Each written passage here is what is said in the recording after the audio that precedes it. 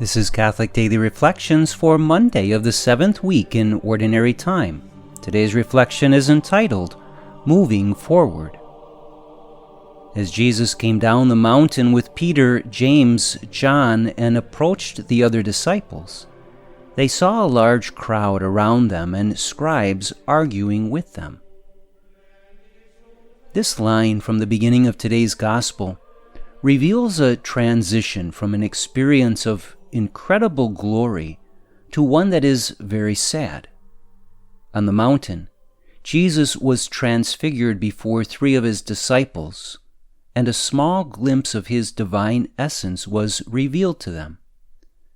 The 3 disciples were overwhelmed with joy and amazement. But as they came down the mountain, they immediately encountered an argument between the scribes and the people. The argument had to do with a man who brought his son to Jesus' disciples for healing. The boy had been possessed by a mute and deaf spirit from childhood, and the disciples were unable to cast the demon out. What's more, the scribes appear to be critical of the whole situation, and the father appears to lack faith. Jesus' response to them all was, "O faithless generation, how long will I be with you? How long will I endure you? Bring him to me." After the boy was brought to Jesus, Jesus did 2 things for the boy. First, he commanded the demon to come out of him. Second, he told the demon to never enter him again. Though there is much we can learn from this passage, it's worth pondering this twofold command of Jesus. Certainly, to set the boy free from the possession of this demon was significant and life-changing.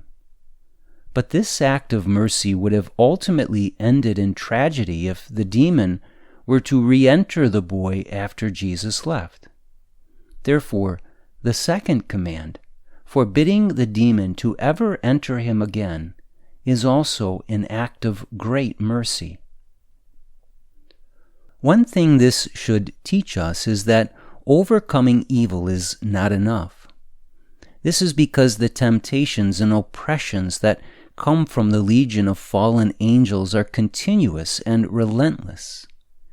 It often happens that once a person finds freedom from some diabolical influence and from some sin, they later fall back into that sin as they become lax.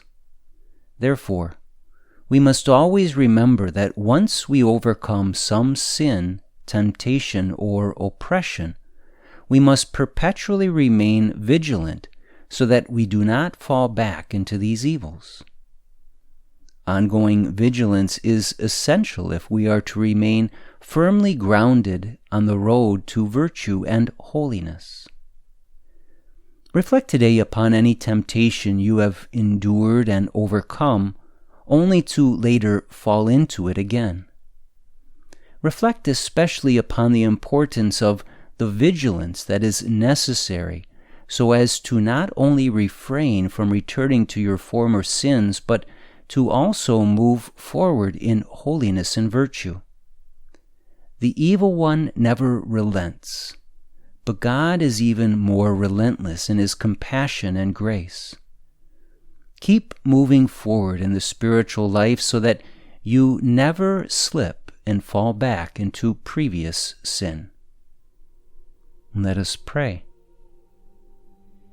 Most glorious Lord, I turn to you in confidence and beg that you not only free me from the sins with which I struggle, but that you also keep me from ever turning back to them once I am free. May I always move forward toward you and never become lax in my journey of faith. Jesus, I trust in you.